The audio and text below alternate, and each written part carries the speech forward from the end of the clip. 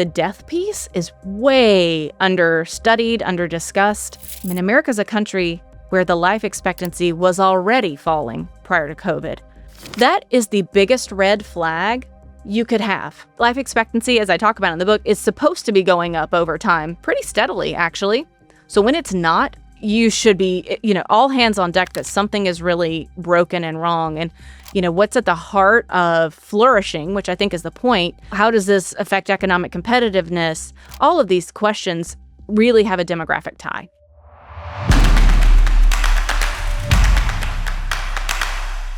Welcome back to Navigating Noise. I'm Erol Yayboke, standing in for Jonathan Teubner today. We are so excited to have my friend and world demographer extraordinaire, Dr. Jennifer Sciubba, who, because I know you and you know me, I'm just going to call you Jen for the duration of if that's all right. Jen is the president and CEO, recently installed, of the Population Reference Bureau, which I'm really hoping she tells us a lot about. And she is the author of one of my favorite books in the space, 8 Billion and Counting: How Sex, Death, and Migration Shape Our World. She was, last year, I believe, gave a TED Talk, and she was on the Ezra Klein podcast last year. So I know that was a warm up to Navigating Noise, so I'm really glad that you took time for us here. But yeah, turn it over to you. Tell us a little bit about you. Tell us about your background, and tell us a little bit about Population Reference Bureau. Thank you, Errol. I'm glad to be talking with you and to meet your audiences. It's the story, I guess, of who I am partly intersects with how you and I have known each other over the years. So my career prior to being at PRB was as an academic mostly, but always as an academic that was very interested in who cares about the academic work. How do you turn that into something that actually influences private sector policies, public sector policies, people's lives? And so I am a political scientist, and I taught at Rhodes College in Memphis, Tennessee for about 15 years. Undergrads, right? Undergrads only.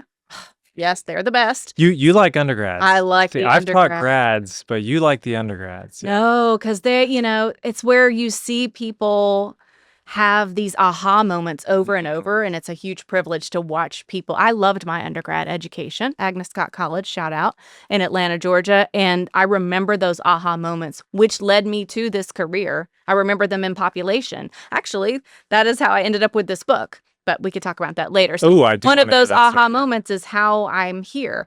So I loved the undergrad piece of it. Taught environmental studies, course, environment, population, historically very related from an intellectual standpoint. The Too Many People thesis. And I also had worked at the Pentagon when I lived in D.C.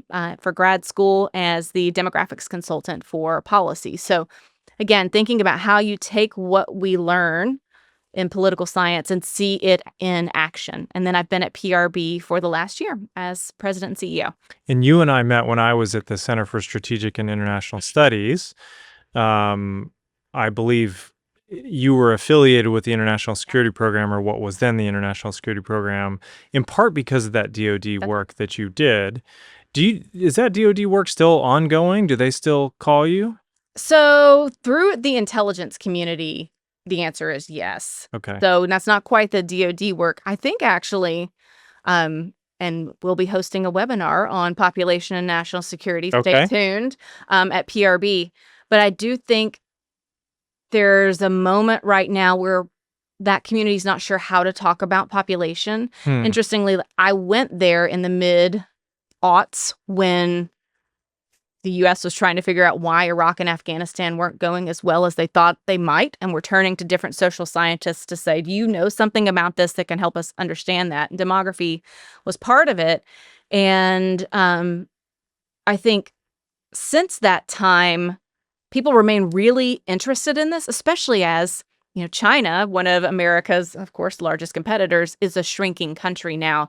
And what does that mean? And Russia, a country that the U.S. had thought would disappear due to demographic decline, is, of course, one of the world's biggest aggressors. And so I actually feel like this is a moment where there needs to be more conversation and clarity around what population can and cannot tell you about the whole universe of national security.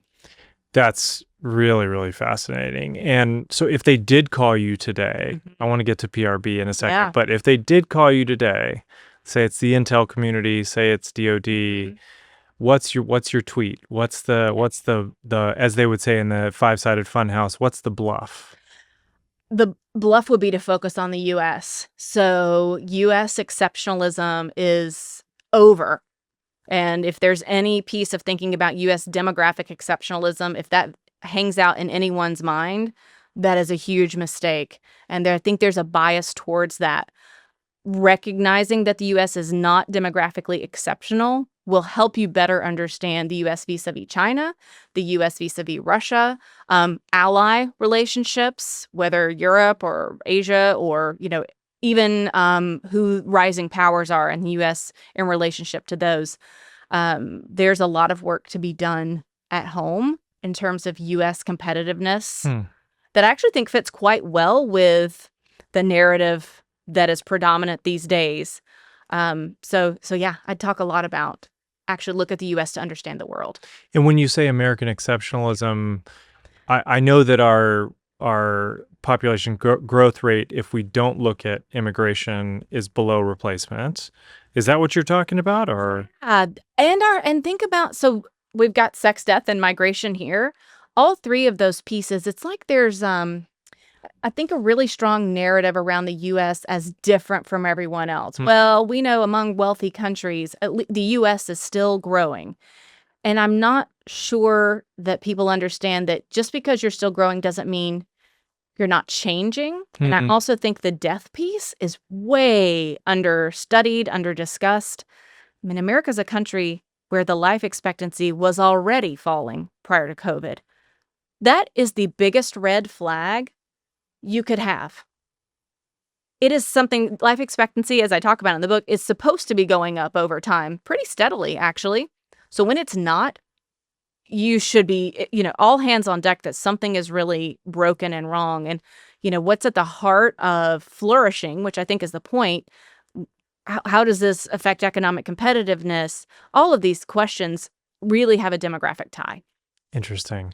Which I think is a good tie-in to the Population Reference Bureau. This is a, 100-year-old organization? Nearly 100 years old. I feel like it's the organization that everybody has seen the data in one way or another. It's probably in the Farmer's Almanac back in the day, something like that.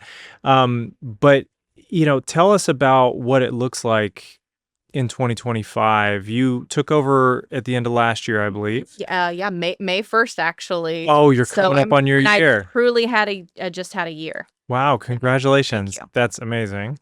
What a year. Wow.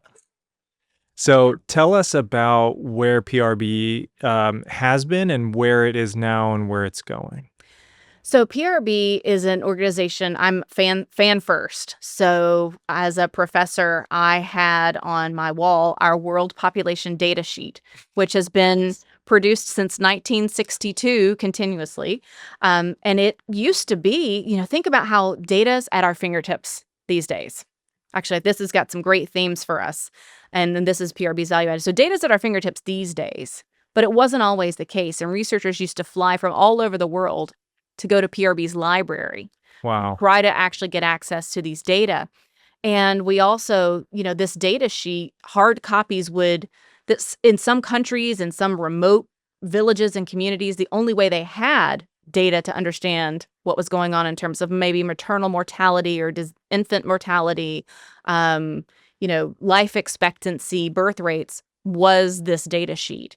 And so PRV has been a provider of high quality trusted data for a long time. We also have, Kids Count with support of the Annie E. Casey Foundation, which is a fantastic partner and funder for us. So we provide a lot of this, but we also help you understand it. And I think that speaks to my own values and why I was attracted to go to PRB, is that it's not just a matter of getting your hands on the numbers, it's understanding what they mean. Yeah. And so it really takes a lot of interpretation and contextualization. And that's something that we've always done and will continue to do. We also are in the communications business. So while we are not necessarily an advocacy organization, we're nonpartisan, but we do help equip advocates to be able to talk about their issue. So if you did want to understand things like, access to contraception, maybe that's what your organization focuses on. We're all about providing the data and evidence to help you discuss your issue. And so I think that is a really important mission right now. I feel like we've really leaned into this mission of data and evidence-based policymaking and decision-making in order to improve well-being around the world. Let's talk about that data piece for a Yeah. second, because I'm with Filter Labs. We are a data analytics company. We use AI tools, but really we're just trying to figure what that signal is through the noise that is the internet. Yeah. And so when we look for data, we're looking for really highly indicative data. There's tons of bots out there. That's interesting in its own way, but what are influential humans saying? What are influential outlets saying? How are they changing their narratives over time? And then that analysis piece on top of it, what can we do? Mhm. So I feel like there's a lot of Yeah. synergy there. First of all, we should talk later. Yeah.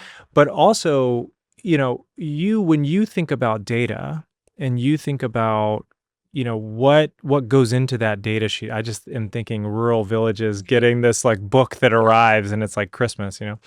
What do you think about what is good data to you?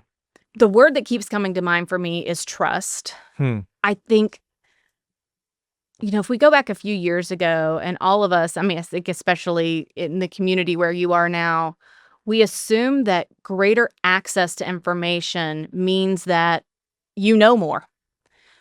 But what we really, of course, have discovered is that not all of the information that's out there is even accurate. In fact, we have felt very good at PRB that we still have a lot of value added, because if you use a lot of these models to just ask it simple questions about population data, it's all wrong. The answers are all wrong, just so you know. Oh, this is like ChatGPT or something? Yeah, it's not good. So, well, it's good for us. It just but so can you trust it is a big question. So I think about that with data a lot. Can you trust it? Another lens that I think a lot about in the realm of trust is democratization of data. That really drives what I think our mission at PRB is in this moment. And the way I define that is not only can you have access to the information, it's can you understand it? Do you understand what you're looking at and what it means? So let's just say that there is a number. So I can say to you or to anyone that the total fertility rate, the average number of children born per woman in her lifetime, is about 2.2 or 2.3 on average for the globe. I don't know how you feel about that when I say it. It is a number that is just hanging out there. But when I say this number to people, I'm really trying to look in their eyes in the first few seconds to see, are they excited about this? Are they thinking this is the worst thing that they've ever heard? Almost no one feels neutrally about it that I talk to. And so the perception piece really matters. How do you feel about the number that you saw? That's what's interesting when you talk about racial data. I think people grasp immediately. Well, obviously, people will have a feeling about racial data or, migration. It's not just about telling people the numbers. It's about understanding that they'll have some sort of emotion tied to the numbers themselves. And so what do you do as an analyst, as a communicator, once you get that vibe from whoever you're presenting those data to? What do you do with that? How do you move that forward? As an organization, we really try to make sure we're always going back to the data and the evidence. And of course, even that is biased. So I think first step is to understand that. And we just try to make sure that we say, under these conditions, this piece will happen, and really look at the full context of it. One-on-one as a communicator, I mean, I kind of mess with people, to be frank. So if I know you're feeling one way about it, I'm going to try to talk to you about the other side of it, whichever way it is, just because I think it's good to have our feelings and perceptions about this shaken up. I did that a lot at the Pentagon, too. I believe that. I mean, part of this is just getting people a little bit out of their comfort zone and a lot out of their bubble. Yeah. I feel you talked about democratization of data, but I think there's a democracy big D democracy question here too that goes back to your issue of trust. There's so much out there. So much of it is noisy. There's a lot of accurate information out there. There's a lot of manipulated accurate information out there. So, when you've got kids, I've got kids, and when we're talking to, my kids are a little bit younger than yours, but when I'm talking to them about what is real, I'm trying to check my own bias in explaining that.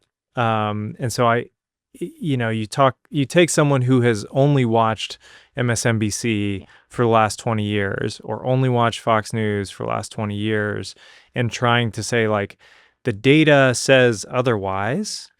I just wonder if there's, we need to just have many, many Jen Sciubbas out there to be able to have that kind of interaction with the person to help them understand.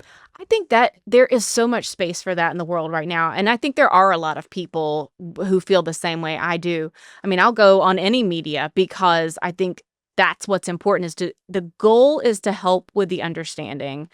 We've talked about it a lot with science communication. I think that there are science influencers. We know some of these folks and like Bill Nye. OG science influencer. OG, yes. But you don't have those kinds of influencers for all parts of science. And that would be nice to have.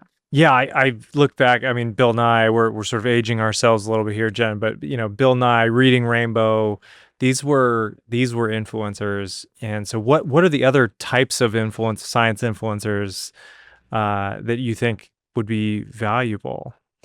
I'm amazed to see how much my kids are learning in school, how advanced their studies are in these areas. I feel like they're studying things that I didn't learn personally, probably till college, a lot of it. Like, they're looking at population data. They're the numeracy. I didn't get introduced to statistics until as a field till way later. And they're already getting this in 6th grade, even 5th grade. So I do see, and this is a role PRB has played in the past, and it's actually something I want to, lean us into even more to refresh, is the literacy starts at such young ages, and people can grasp that. You're learning about, dinosaurs and rocks and minerals, but you're also learning about global population growth. And there is already a bias put on that. It's kind of like what I said to you, if I tell you this number, how do you feel?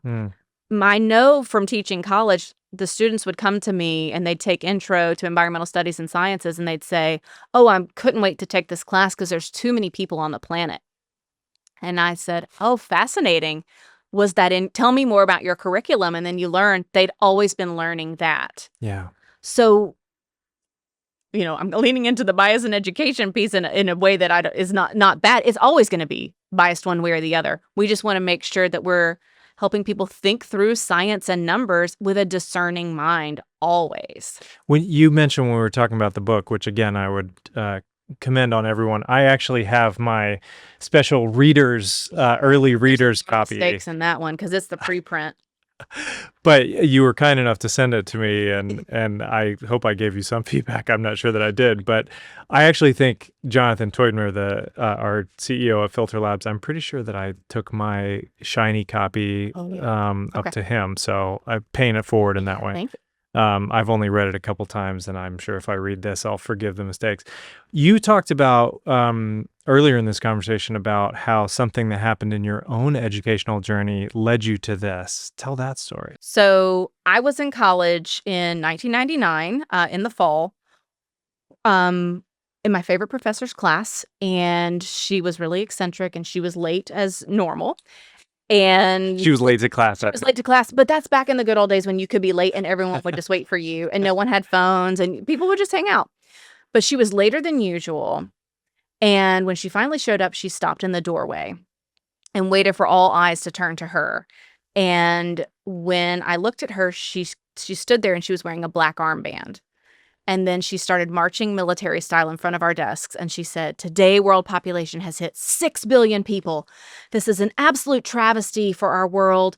I never had children because there's too many people and you shouldn't either."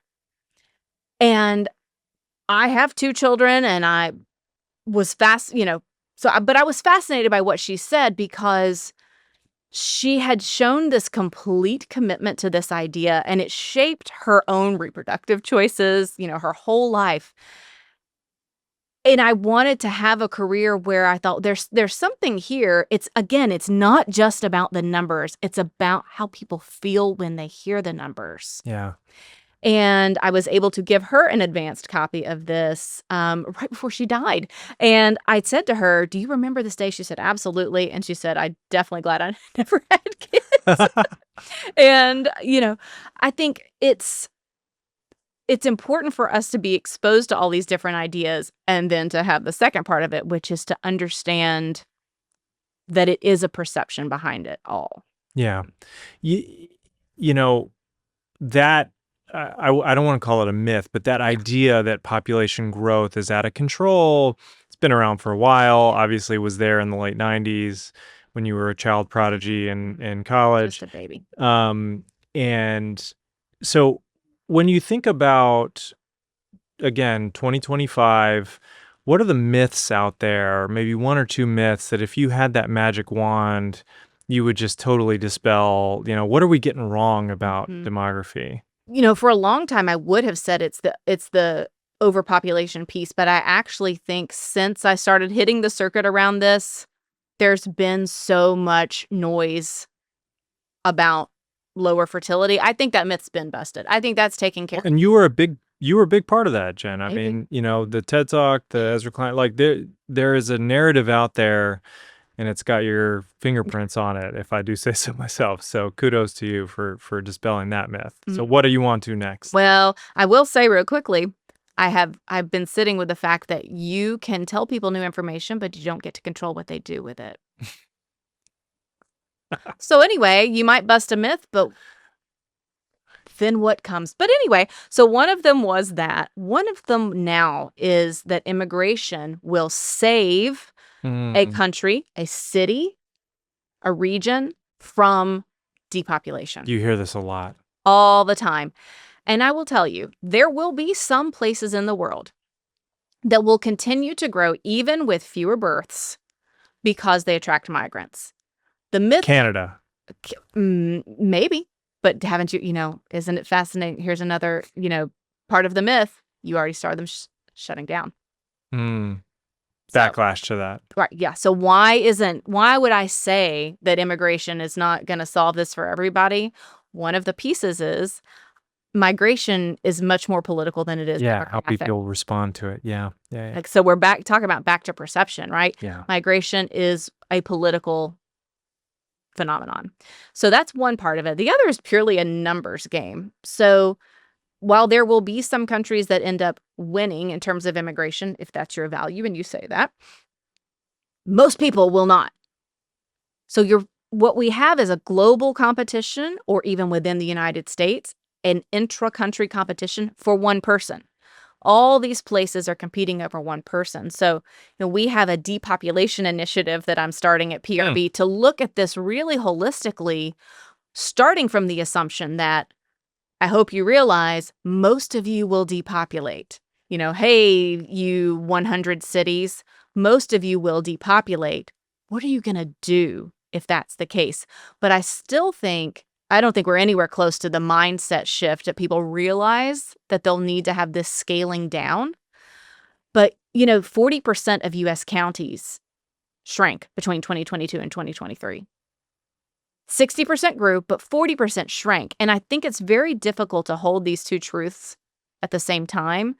But depopulation is inevitable for a lot of places. And we just really I don't think people accept that. Nowhere close to thinking through what that means. And why is that depopulation inevitable? Just numbers. So we've got, global fertility rate is going to dip below 2. And it takes 2 to keep the population growth steady. And so there's very few countries and areas in the world that are well above 2. And even there, it's declining. Of course, as you know, sub-Saharan Africa is the region that is growing the fastest. And so, but already 2 out of every 3 people on the planet live somewhere with below replacement fertility. That is math. And so some of those places would eventually depopulate absent immigration on the national level, and if they all think that they will halt depopulation because of immigration, 99 out of 100 would be wrong. Not to mention the climate pressures on some parts of the world. I mean, I know it's not something we talk about a lot in DC these days, but the realities are such that certain places on the world are going to be uninhabitable. Yeah. Whether it's human heat thresholds or livestock can't stay alive or whatever it is. So just to kind of add another data point to that. And you would hope in an ideal world, there's a magical hand that says, oh, we're going to make sure that if there's going to be some depopulation around the world, the places that are uninhabitable will distribute everyone perfectly so that no one has to live those places and they go to the other places. But again, movement of people is really political. And so we know that's not going to be the case. Jenna, maybe a couple years ago while I was still at CSIS, we got on a Zoom call with my friend Jamin Greenbaum, who is an Antarctic geophysicist. And speaking of climate, we wanted to try to figure out sea level rise and how it was going to impact kind of where people lived and where they would not be able to live. And I went into that conversation. He and I were chatting, and I was like, oh, we have to bring Jen into this. And so we had this 3-way Zoom call. And I remember thinking it's going to be really, really hard to model how much the sea level is going to rise in this, because it's just the science I don't understand. Yeah. The math I don't understand. And I came away from that conversation being like, we can solve the climate science piece, at least like understanding wise. Projecting who's going to, like how many people there are going to be in 2100, 2050, is so incredibly difficult. So why is that so hard to look to the future? PRB, Dr. Jen Sciubba, you've done all of this good demographic work for years. But a lot of that is like now and looking back. Mm-hmm. Why is it so hard to look forward? For some questions, it is hard to look forward. And the one you hit on is the hardest one. So I am always wary of the numbers about displacement and the numbers about movement. They are among the hardest because again, they are political, right? So just because a certain number of people live in a certain area doesn't mean everyone would be able to leave. They have to have the money to leave, the know-how. They have to be allowed to leave. That's 3 things already in the way. Hard to put that in a model that you can, act upon. And so the climate one is I think the hardest one. So congratulations that you started with the hardest one to predict first. And I think there's also an incentive. It's going to be terrible, right? So let's just say outright climate change has these real effects on people that keep them from earning a living, that, keep them from having a house, access to healthcare, all of these things. But I also think that there's a tendency of the range of estimates, go with the largest because you want to incite action and have the sense of urgency. I think that can also, though, undermine trust. Mm-hmm. And just to come back to this theme of trust, when you're offering a number and that reality does not materialize, it undermines people's trust in your projection. So it can be somewhat difficult on the climate projections. We have more certainty really around other types of migration projections because migration does follow somewhat predictable patterns. Like we know wherever the next conflict erupts, where that country is going to be in the top 5 of sending countries next year. Like those are the types of things we know. These big macro patterns. We know that migration follows paths like, the grooves that are made from water flowing. So we can expect the countries that are immigration countries today will be immigration countries in the future, probably. Again, politics. Mm-hmm. But it follows these paths. Where we have way more confidence, and we do this at PRB, I say we predict the future, are births and deaths. So it's lovely to be able to say things that economists cannot say, which is I know what the world will look like 25 years from now at these bigger scales because, let's say we're back with a national security framework or even a workforce framework. How many kids are in kindergarten today? That's your workforce 20 or 25 years in the future.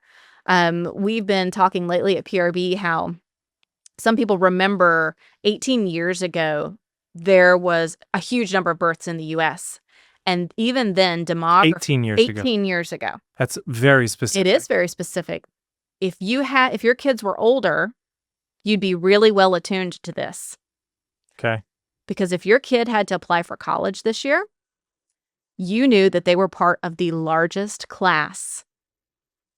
And the competition for each seat shot up. Interesting. So you can see the future.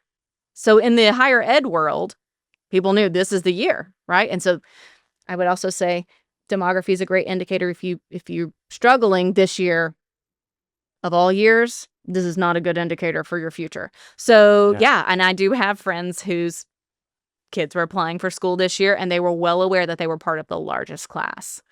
How much are higher education institutions? I feel like they should be knocking down your door. Yeah, they're aware of a lot of this. But higher ed has a lot of things to look at from a business-wise besides just the numbers. But when we're talking about depopulation, so I think about this with India. So forget the U.S. The number of new entrants into the workforce in India each year has already peaked. That, I think, is surprising to a lot of people because we think of India, which is the world's most populous country, as, the country of the population bomb from like it is the country of overpopulation, so to speak. But, it affects your workforce in the future. Maybe sometimes in a good way if you're worried about having to have jobs for people. But you can see what's coming quite far down the path. And then, we think about these 18-year-olds. I won't be alive then, but at some point in time, somebody will be sitting having this conversation saying, the biggest spike of people retired this year. And maybe they'll say, a long time ago in 2025, they all graduated from high school. And then, 18 years prior to that, they were all born. Yeah, that's so interesting. So when we think about the future, thinking about these milestone where there is lots of data, applicants for college, that can foreshadow the future of like eventually those people are going to have to retire. And housing. I mean, a lot of what we do is, we do these regional population forecasts, particularly in California, and we look at what is needed. And, one of our demographers has said to me that the hardest part of that work is that you have to say to a regional planner, you have an acute housing shortage right now. And in 30 years, you will have no need for this. And they cannot hold that to be true because how do you plan for that? I hope that's what we get at with our depopulation project is what are you supposed to do with that information if you're a planner or you're starting a company? How do you need to shift based on how the population will really be shifting over the next few decades? Just focus on 3D printing houses so that they last for 10 years or something. Yeah, you're done. Yeah, and then you're done.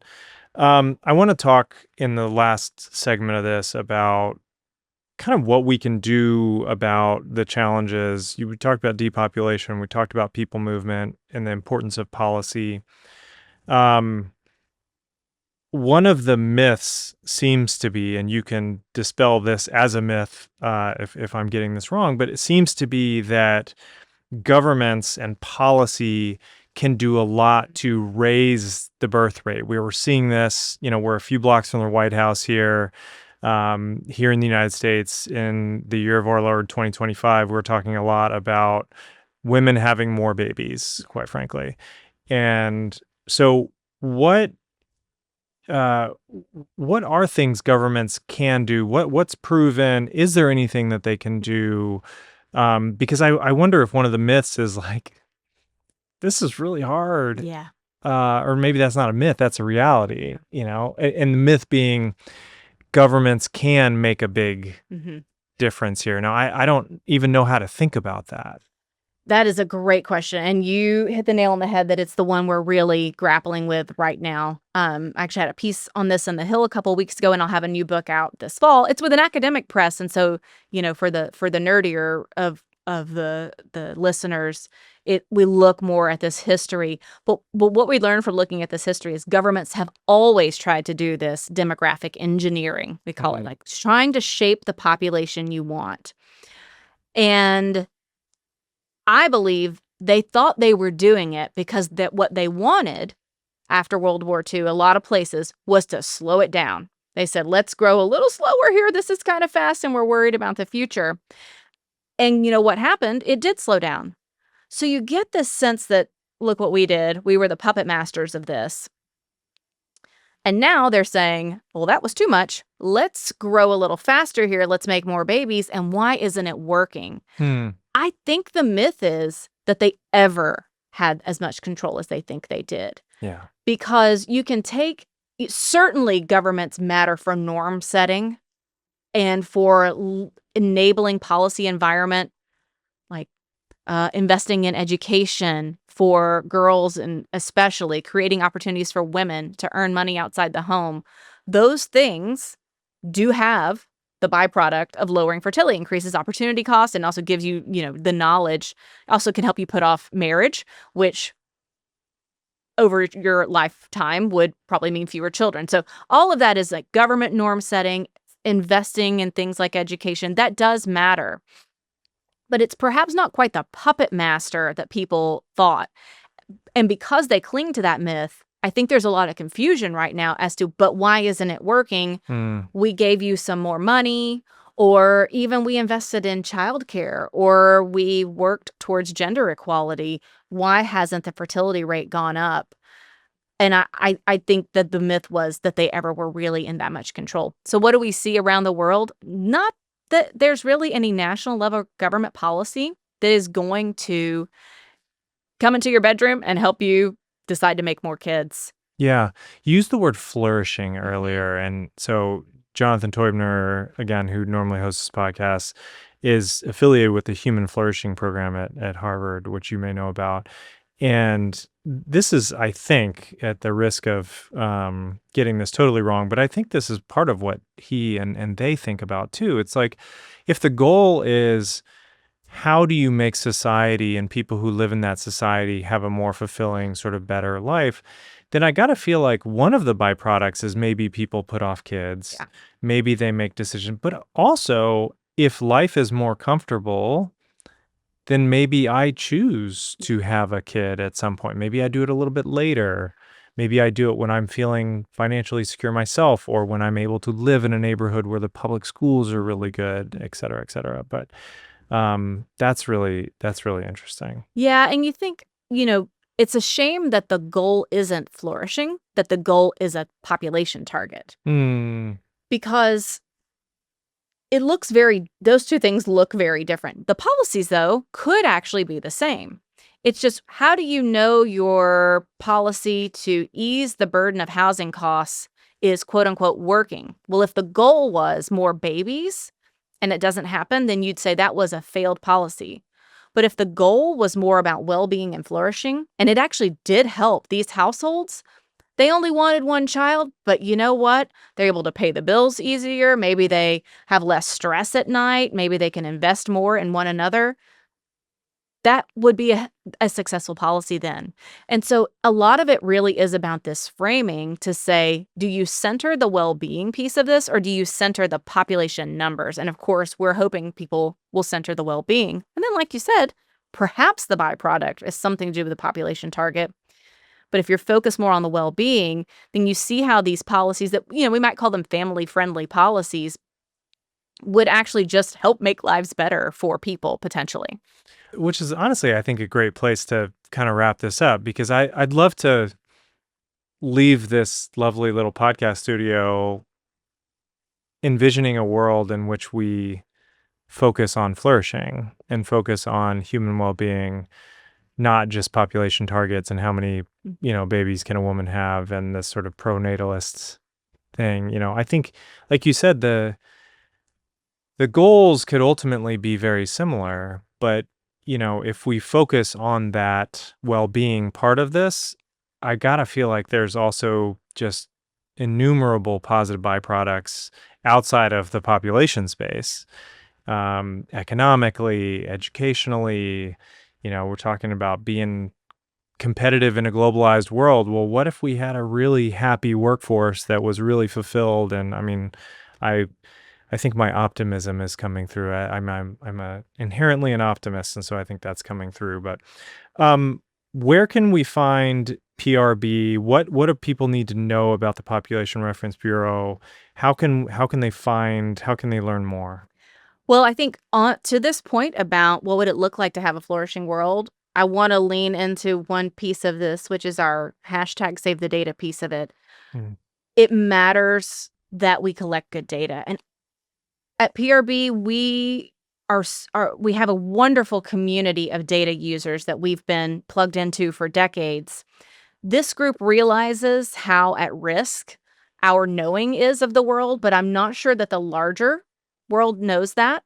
So just for us to be able to have a conversation about the fertility rate in XYZ country, that conversation relies on data that were collected through the demographic and health surveys, for example, Okay. which had been funded by USAID, which no longer exists. So, do you want to know about malaria, tuberculosis, what measures of human flourishing we might have? There are a lot of initiatives right now to bring communities of data users together to really reinvest in the data. That's also happening at the federal level. So we announced yesterday the launch of our Federal Data Forum, which is a place that, and it's in partnership with Georgetown's Massive Data Institute. And so this is a place where data users can go to understand the state of federal data in the United States. What do they need to know about what's there, how perhaps it might have morphed, how best to use it. And I'm not certain that the private sector understands how dependent that they've been on these public data, whether internationally or in the U.S., but they have been. And so we're leaning into the part of our remit that's on data use and preservation. And so I hope that people will find us by joining us in this endeavor. And of course, at prb.org, we have a new website where we're kind of talking about how we predict the future, and we help people tell their stories, and we help contextualize these data for people. So would love to partner more. That's going to be my takeaway. Don't go to ChatGPT to get your demographic data. Go to prb.org. That's right. Dr. Jennifer Sciubba, author of 8 Billion and Counting, How Sex, Death, and Migration Shape Our World, president and CEO of the Population Reference Bureau. Most importantly, my friend, Jen, it's great to have you on. It's great to see you.